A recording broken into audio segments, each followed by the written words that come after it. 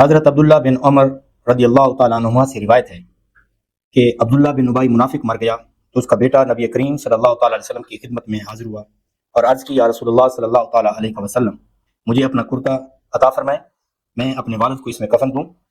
اور آپ علیہ الصلوۃ والسلام اس پر نماز پڑھیں، یعنی اس کی نماز جنازہ پڑھیں اور میرے والد کے لیے مغفرت کی دعا کریں۔ نبی علیہ الصلوۃ والسلام نے اپنا کرتا عطا فرمایا اور ارشاد فرمایا کہ جب جنازہ تیار ہو جائے تو مجھے اطلاع دیں۔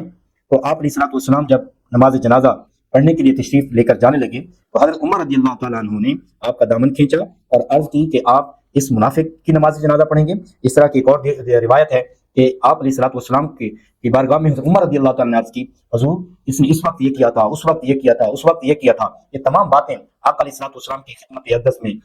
عرض کی، مگر آپ علیہ الصلوۃ والسلام نے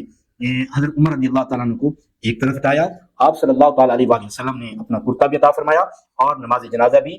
پڑھی اور آپ علیہ الصلوۃ والسلام نے اس کے لیے دعائے مغفرت بھی فرمائی اور اس کے منہ میں اپنا لعاب دہن بھی ڈالا۔ اب اس سے یہ بات یہ ثابت ہو رہی ہے اور کچھ لوگ یہ مغالطہ دیکھتے ہیں کہ دیکھیں اللہ رب العزت نے قرآن میں ارشاد فرمایا کہ میرے محبوب آپ اس کے لیے جتنی بھی مرتبہ دعا کریں گے استغفر لہم او لا تغفر لہم ان تستغفر لہم 70 مرۃ فلن یغفر اللہ لہم، یعنی آپ ان منافقین کے لیے دعا کریں یا نہ کریں اور 70 مرتبہ بھی آپ دعا مانگیں گے تو ہم آپ کی دعا کو ان کے حق میں قبول نہیں کریں گے اور ان کو نہیں بخشیں گے۔ یہاں پر یہ لوگ کچھ لوگ اعتراض وارد کرتے ہیں کہ دیکھیں حضور علیہ الصلوۃ والسلام کے پاس اعتراض کرنے کا یا سوال یا دعا کرنے کا جو ہے وہ حق حاصل نہ تھا، اور آپ علیہ الصلوۃ والسلام نے یہ دعا کیوں فرمائی، اور اس سے پتہ چلتا ہے کہ حضور علیہ الصلوۃ والسلام کسی کی بخشش نہیں کروا سکتے جب تک اللہ نہ چاہے۔ جب اس طرح کی باتیں سنتے ہیں تو بہت دل کو تکلیف ہوتی ہے کہ ان لوگوں کو حضور علیہ الصلوۃ والسلام کا جس نبی کا یہ کلمہ پڑھ رہے ہیں ان کی ناموس کا ذرا سا بھی پاس نہیں ہے۔ اسی بات پر سیدی اعلیٰ حضرت رحمۃ اللہ تعالیٰ علیہ نے ارشاد فرمایا تھا کہ تم پر میرے آقا کی اور عنایت نہ سہی، ظالموں کلمہ پڑھانے کا بھی احسان گیا۔ یہ جو کلمہ پڑھ رہے ہو یہ تو میرے رسول علیہ الصلوۃ والسلام کا کلمہ ہے، اس احسان کو ہی مان لو۔ اس چیز سے قطع نظر حضرت عمر رضی اللہ تعالیٰ عنہ، جب ابھی آپ حدیث مبارکہ پڑھ کر دیکھیں، اسی حدیث مبارکہ کے اندر ہے، بخاری شریف میں حدیث پاک ہے، جب عمر رضی اللہ تعالیٰ عنہ نے عرض کی کہ حضور آپ ان پر نماز جنازہ پڑھ رہے ہیں، تو رسول اللہ صلی اللہ علیہ وسلم نے ارشاد فرمایا کہ مجھے یہ اختیار دیا گیا ہے کہ میں اس کے لیے دعائے مغفرت کروں یا نہ کروں، اس کی نماز جنازہ پڑھوں یا نہ پڑھوں، اس پر رحمت کروں یا نہ کروں، یہ مجھے اختیار ملا ہے۔ بخاری شریف کے اندر ہی ہے۔ آدھی حدیث پڑھ کے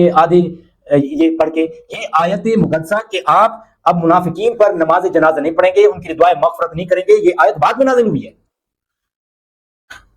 اتنا بڑا جھوٹ ہے نبی اور رسول پر۔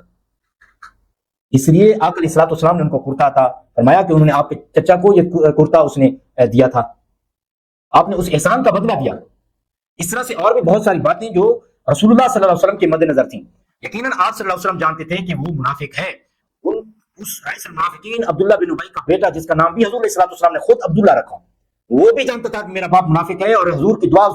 اس کو فائدہ نہیں دے گی۔ حضور علیہ الصلوۃ والسلام نے خود فرمایا اسے میری دعا سے، میرے لعاب دہن سے، میرے کرتا دینے سے، میری نماز جنازہ پڑھنے سے اس کو کوئی فائدہ حاصل نہیں ہونے والا۔ 1400 سال کے بعد مجھے بھی پتا ہے کہ اگر میرے اولاد میں، میرے رشتہ داروں میں اگر کوئی شخص منافق ہے، صحیح معنوں میں اسلام کی تعلیمات پر عمل نہیں کرتا، اس کے ایمان میں خلل ہے، اس کے عقائد میں خلل ہے، اس کی بخشش نہیں ہو سکتی۔ کیا حضور کو پتا نہ تھا؟ کیا جب حضور بھی جانتے تھے، عمر رضی اللہ تعالیٰ عنہ حضور علیہ الصلوۃ والسلام کو یاد دہانی فرما رہے ہیں اور عرض گزار ہو رہے ہیں کہ حضور اس نے اس وقت یہ کیا تھا، یہ کیا تھا، یہ کیا تھا، اس کے باوجود حضور علیہ الصلوۃ والسلام اس کی نماز جنازہ بھی پڑھ رہے ہیں، کرتا بھی عطا فرما رہے ہیں، دعائے مغفرت بھی فرما رہے ہیں اور اپنا لعاب دہن بھی اس کے منہ میں ڈال رہے ہیں۔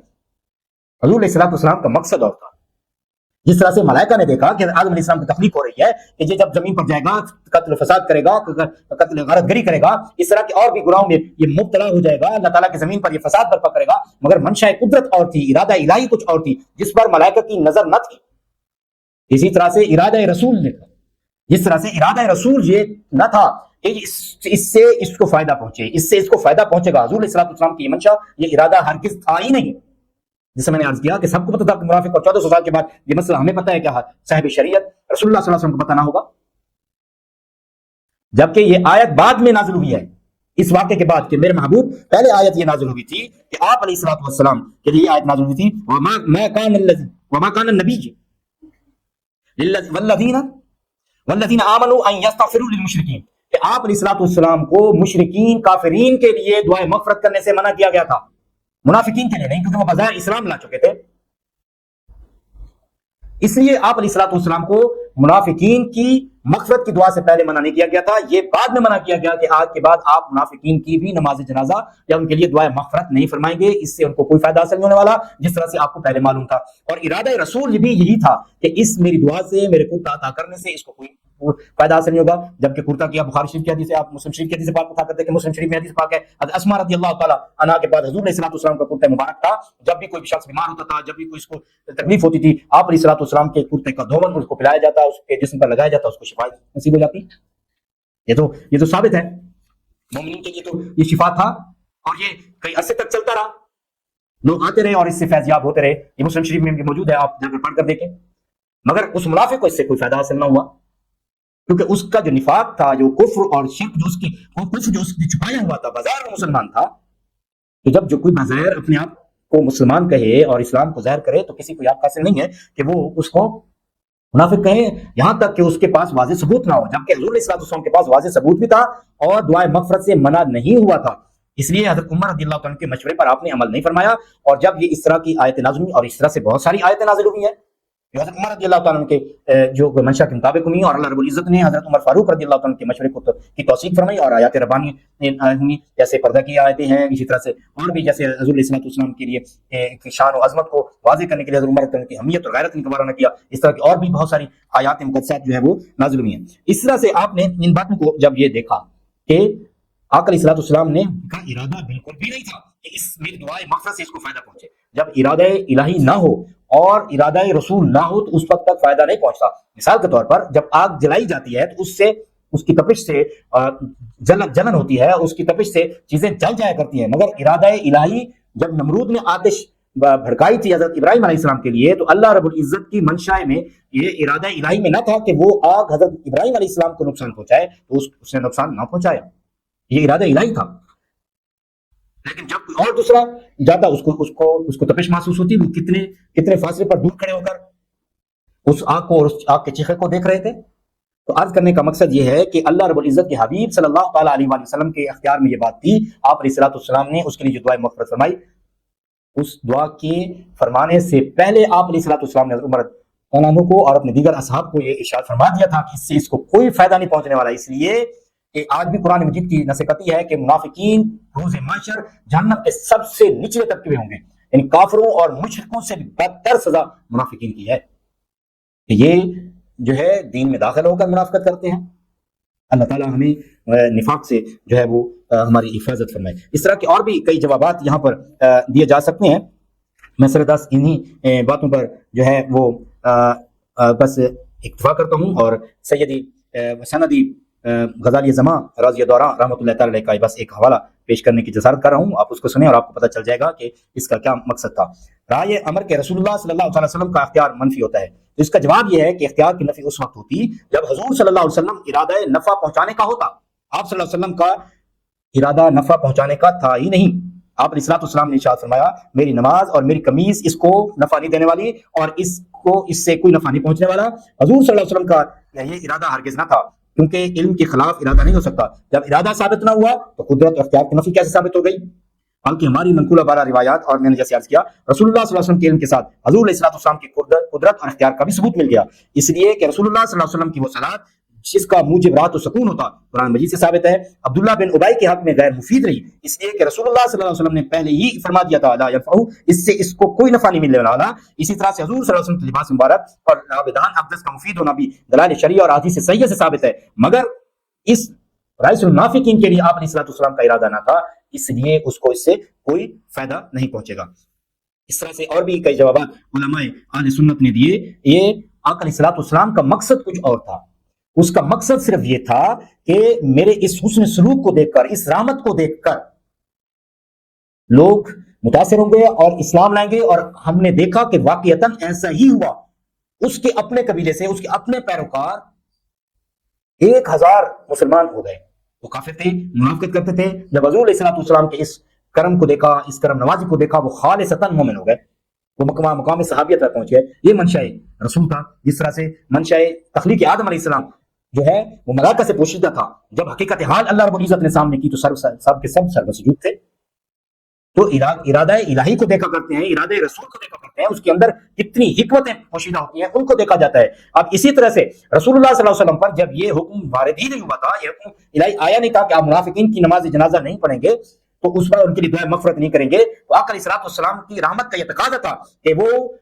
اس کے لیے آپ علیہ الصلوۃ والسلام دعائے مغفرت کرتے. اسی لیے رحمت الہی ہر جگہ پر برس رہی ہے, اور حضور علیہ الصلوۃ والسلام رحمۃ اللہ عالمین کی صورت میں ہر جگہ پر اپنی رحمت کو برسا رہے تھے. تو اب وہ رحمت کافروں کے لیے بھی تھی, وہ رحمت منافقین کے لیے بھی تھی, مشرکین کے لیے بھی تھی, اور مومنین کے لیے بھی تھی, مگر وہ فائدہ صرف مومنین کو دے رہی تھی, کافروں کو اس سے کوئی فائدہ بظاہر حاصل نہیں ہو رہا تھا. اسی طرح سے اللہ تعالیٰ رحمان ہے, رحیم ہے, کریم ہے, مگر روز معاشر صرف مومنین کے لیے ہے, کافروں کے لیے اللہ رب العزت کی رحمانیت اور رحیمیت نہیں ہے. حالانکہ اس کا رحمان ہونا کافر اور مسلم سب کے لیے, رحیم ہونا بعض مفسرین نے فقط مومنین کے لیے, یہ اپنے ایک مقام رکھتی ہے. اس لیے ہمیں حق بات کو سمجھنے کی جو ہے ضرورت ہے کہ آقا علیہ الصلوۃ والسلام کے ہر فرمان, ہر ارشاد, ہر قول, ہر فعل پر اس کے اندر حکمتیں پوشیدہ ہوتی ہیں, ہمیں اس کو دیکھنا چاہیے. اگر حضور صلی اللہ تعالیٰ علیہ وآلہ وسلم اس کی نماز جنازہ ادا نہ فرماتے, حالانکہ وہ حکم تھا بھی نہیں, پڑھیں یا نہ پڑھیں, اور یہ تھا, اور حضور علیہ الصلوۃ والسلام وہ نہ پڑھاتے اور جو ہے غصے کا اظہار فرماتے, جلال کا اظہار فرماتے, اس طرح سے ایک خالص مومن کا دل ٹوٹتا, جو ان کا بیٹا, جو رئیس المنافقین کا بیٹا تھا. اس کے علاوہ ہزار لوگ دار اسلام میں داخل بھی نہ ہوتے. اور یہ رئیس المنافقین عبداللہ بن ابی یہ ایسا ذی اثر شخص تھا کہ اگر حضور صلی اللہ تعالیٰ علیہ وآلہ وسلم چند عرصہ کے لیے دیر سے مدینہ منورہ میں ہجرت کر کے پہنچتے, آپ تشریف لاتے, تو اس وقت یہ مدینہ کا سربراہ بن چکا ہوتا. اس کی تاج پوشی کی جو ہے وہ تیاریاں ہو رہی تھیں. بس اسی اسلام میں حضور علیہ الصلوۃ والسلام تشریف لے آئے, اور دار اسلام میں لوگ جو داخل ہونے لگے, تو جب لوگوں نے اسلام قبول کر لیا اور یہودیوں کے قبیلوں نے بھی اسلام قبول کر لیا, تو پھر یہ یہودی شخص جو ہے وہ آقا علیہ الصلوۃ والسلام کے بغض اراد میں اس قدر بڑھا کہ اس کو امت مسلمہ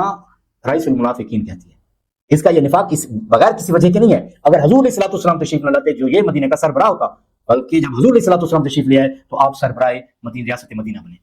تو اس کو یہ چوٹ اس کے دل پر لگی, اور یہ ساری زندگی اس نفاق میں چلتا رہا, اور سن 10 ہجری تک چلتا رہا, اور اسی پر ہی